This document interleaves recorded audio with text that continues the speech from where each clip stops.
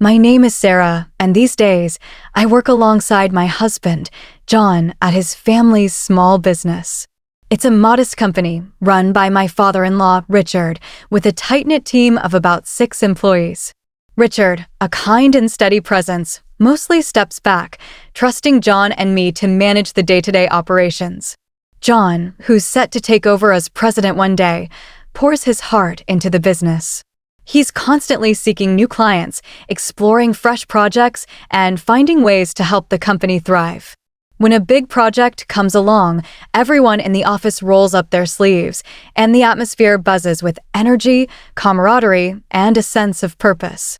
It's exhilarating, like we're all part of something bigger than ourselves. I've been with the company for 10 years now, ever since I married John, and it's become a huge part of my life. One evening, I left the office early to prepare dinner at home, something I often do to keep our household running smoothly. John was still at work, likely burning the midnight oil, as he often does. When I arrived, my mother-in-law, Nancy, was there. She used to work at the company before John, and I tied the knot, but she retired to focus on the household, or so she claimed. Lately, though, Nancy had been acting differently, her tone sharp and her comments pointed, especially toward me. That evening, as I began chopping vegetables for dinner, she approached me with a look that sent a chill down my spine. "Sarah, how long do you plan to stick around our family business?" she asked, her voice dripping with accusation. I was taken aback, my knife pausing mid-chop. Confused, I turned to her and said, "What do you mean, Nancy?" Her response hit me like a slap. She implied I'd only married John because I couldn't find a job elsewhere, accusing me of leeching off the family's company for my own gain. The words stung, cutting deeper than I expected. Frustrated, I tried to explain that I chose to work at the company out of love for John and a desire to contribute to our family's legacy. But Nancy wasn't listening. She waved me off, her face set in a smug expression, as if she knew everything about me and my intentions. Without another word, she turned and walked away, leaving me standing in the kitchen, my heart heavy with hurt and disbelief. The tension with Nancy wasn't just about her harsh words. When she retired, she was supposed to take on more responsibilities at home to balance things out. My father-in-law, Richard, had gently suggested she help with the housework since she was home all day. But Nancy refused, her voice firm and unyielding. "I've worked my whole life," she declared. "Now it's the daughter-in-law's turn to handle the housework." And so, the burden fell on me. After long days at the office, I'd come home to cook dinner for the family. Nancy, meanwhile, did whatever she pleased for lunch, leaving a trail of dirty dishes in her wake. Every single day, I'd return from errands or work to find a pile of plates and cups waiting for me in the sink. It was exhausting, frustrating, and felt like a deliberate slight, as if she wanted to remind me of my place. One sunny afternoon, I decided I couldn't take it anymore. I mustered every ounce of courage and approached Nancy as she sat in the living room, flipping through a magazine. "Nancy," I began hesitantly, my voice soft but steady, "I've noticed the dishes are often left in the sink after your meals. It would really help if you could clean up afterward. It's a small request, but it would mean a lot to me and make things easier for everyone." I held my breath, hoping for a reasonable response. But her eyes flashed with anger, and she snapped, "Are you trying to give me orders in my own house? You're just a daughter-in-law. How dare you dictate what I should do?" Her words cut like a knife, reminding me of the fragile balance in our family dynamics. Then she said something that left me reeling. "I wish Jessica were here instead of you," she spat bitterly. "She's far more considerate and understanding than you could ever be." Jessica, my sister-in-law, was John's younger sister, ambitious, spirited, and working in fashion design in Manhattan. I admired her drive, even though we'd never been particularly close. She'd even missed our wedding due to a hangover, a story that still floated around family gatherings. Trying to diffuse the tension, I brought up Jessica's achievements, hoping to shift the conversation to safer ground. "Jessica's doing so well in Manhattan, isn't she? Her work in fashion design sounds incredible," I said, forcing a smile. But Nancy's face darkened. She saw Manhattan as a cold, heartless city, unfit for someone as warm-hearted as Jessica. Then, Her gaze turned to me, and I could see the gears turning in her mind. "You're from Manhattan, aren't you?" she said, her tone laced with disdain. In her eyes, my supposed aloof demeanor suddenly made sense. It was as if she decided I was the embodiment of everything she disliked about the city. Exhausted by the exchange, I realized dinner wasn't going to prepare itself. "Mom," I said, keeping my voice calm despite the storm inside me, "let's continue this later. I need to focus on getting dinner ready, or we'll be eating much later than usual." With a reluctant nod, Nancy retreated to the living room, leaving me alone with the clatter of pots and pans and a whirlwind of emotions. Richard and John were well aware of Nancy's mistreatment of me. They'd seen her sharp words and dismissive attitude firsthand and tried to intervene whenever they could. Their faces would cloud with concern and frustration, a silent testament to their desire to keep the family harmonious. But their efforts seemed to backfire. Whenever they confronted Nancy about her behavior, she'd redirect her anger toward me, her words growing even more cutting, her usually kind face twisting with disdain. Though I'd never faced physical harm, the emotional toll of her constant criticism was heavy. Richard and John's support was my lifeline, helping me brush off her harshness, but it wasn't enough to shield me completely. Then, one morning, something unimaginable happened. I just finished cleaning up after breakfast and was preparing to head to the office when Nancy suddenly exclaimed, "Oh my, what a mess they made here." Before I could react, she grabbed a bucket of water and doused my handbag, soaking it completely. I stood there, stunned, a mix of shock and anger rendering me speechless. "What are you doing, Nancy?" I stammered, my voice trembling with disbelief. Her response was infuriatingly flippant, her tone almost playful, like a mischievous child caught in the act.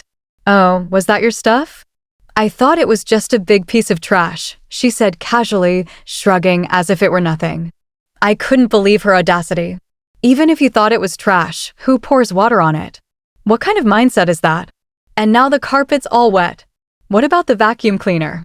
I exclaimed, my words tumbling out in a jumble of anger and confusion as I frantically emptied the water-soaked contents of my bag onto the table. Important documents for work were ruined, dripping with water. Nancy's face remained calm, showing no remorse or concern for my distress. Then she dropped a bombshell.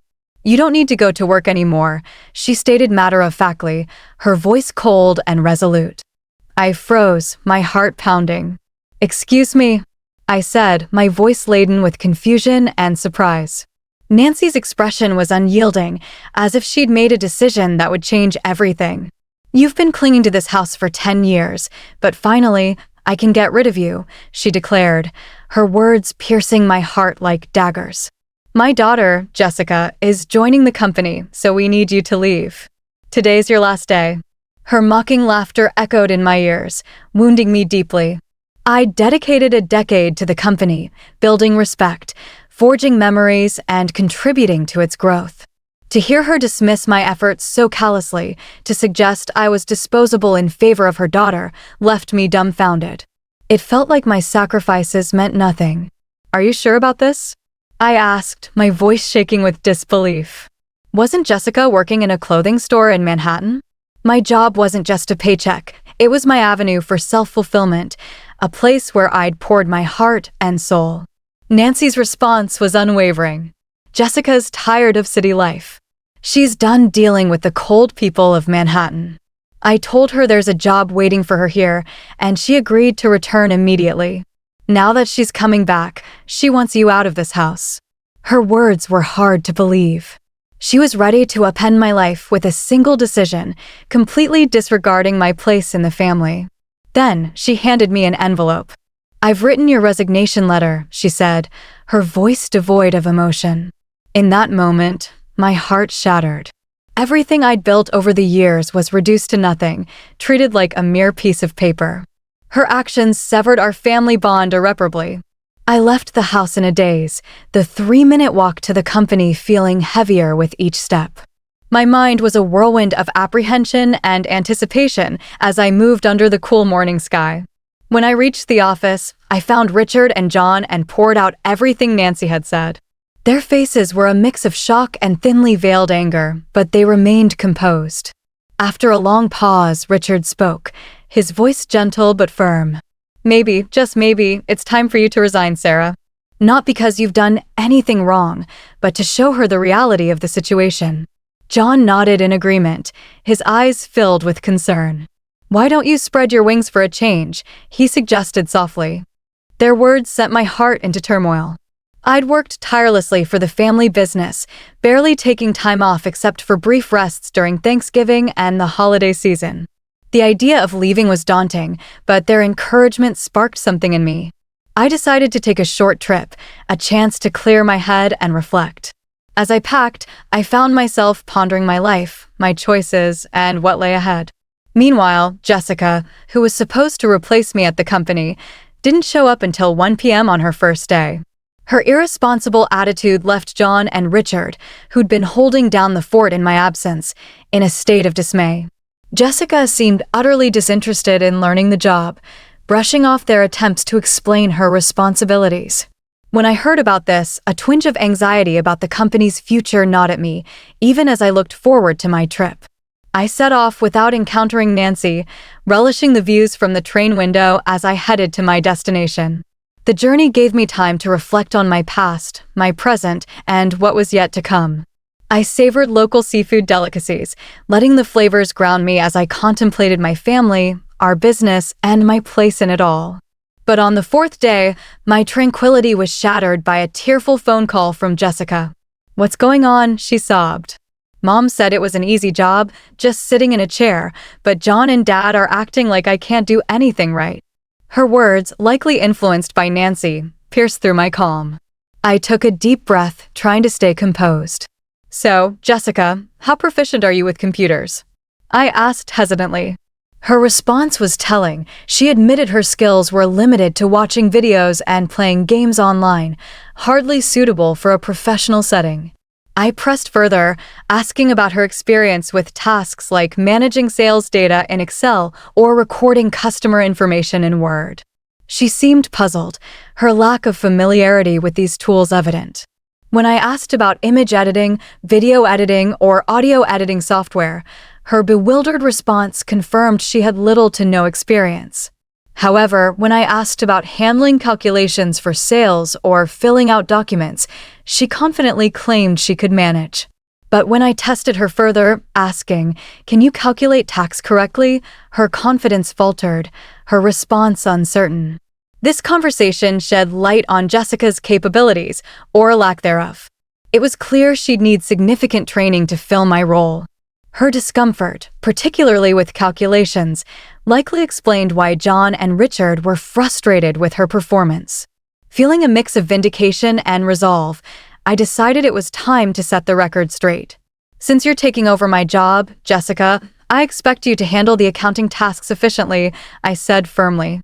"Be mindful of email etiquette. A casual tone suitable for friends is utterly inappropriate for business communication. Also, you'll be responsible for scheduling staff shifts. Though our team is small, everyone's requests for time off are carefully considered, so don't prioritize your own convenience over theirs." As I listed these responsibilities, I could hear her sobbing on the other end of the line. "But I was told I wouldn't have to do anything.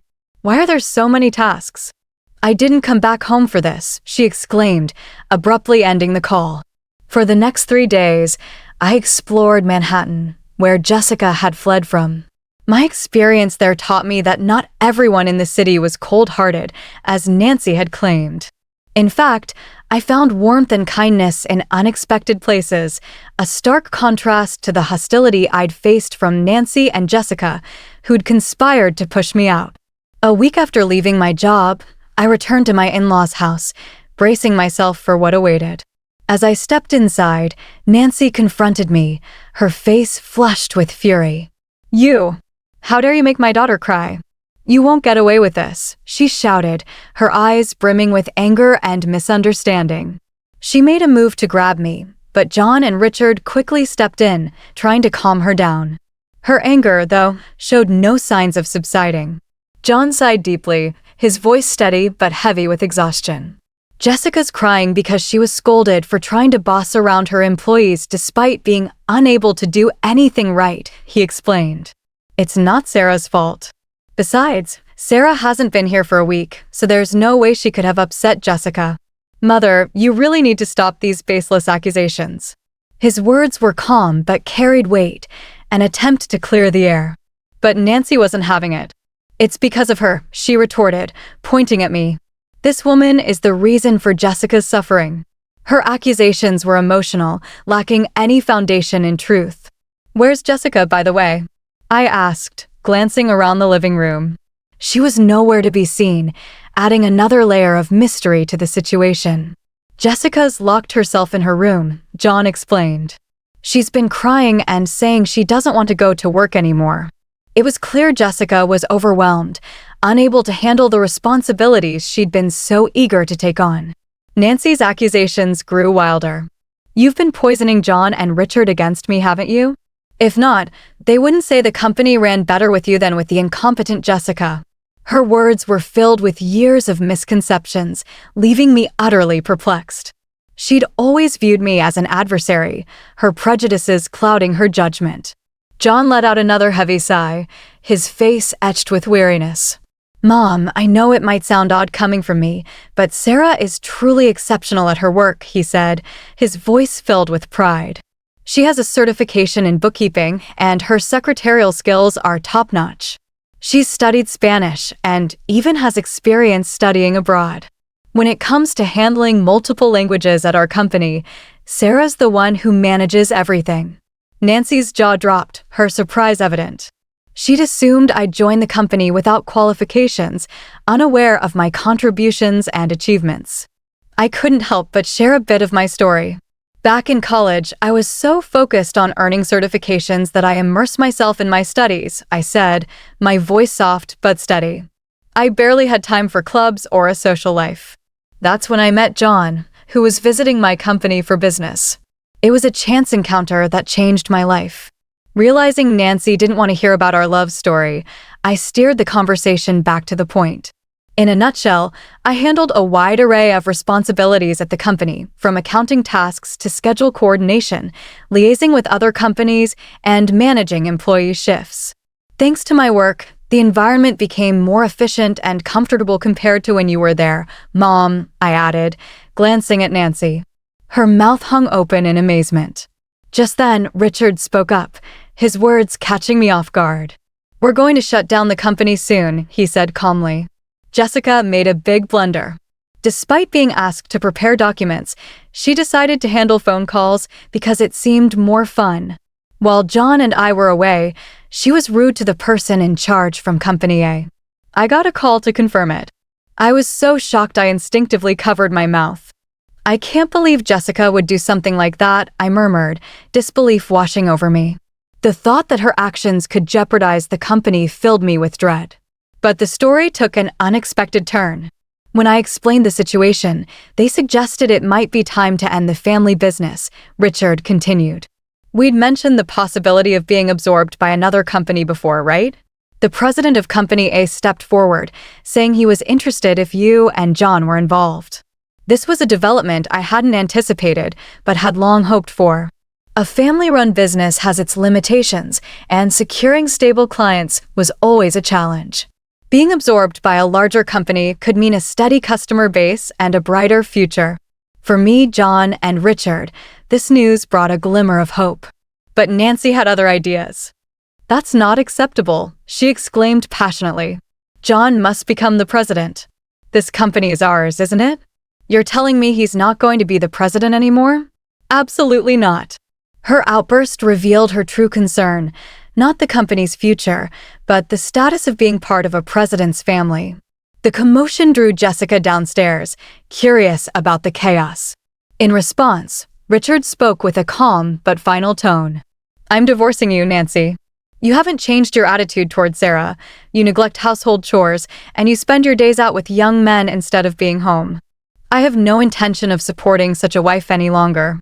John and I were stunned, our eyes wide as Richard pulled divorce papers and a photo of Nancy with a young man from the living room shelf, placing them on the table. If you sign these now and leave with your belongings, I won't demand alimony, he said. I know getting money from you would be futile anyway. Nancy was incredulous. Divorce? How can you say that? Haven't I devoted myself to this house all these years? She exclaimed. Richard's voice was sharp. Have you done any proper housework in the last 10 years? Have you helped with the business?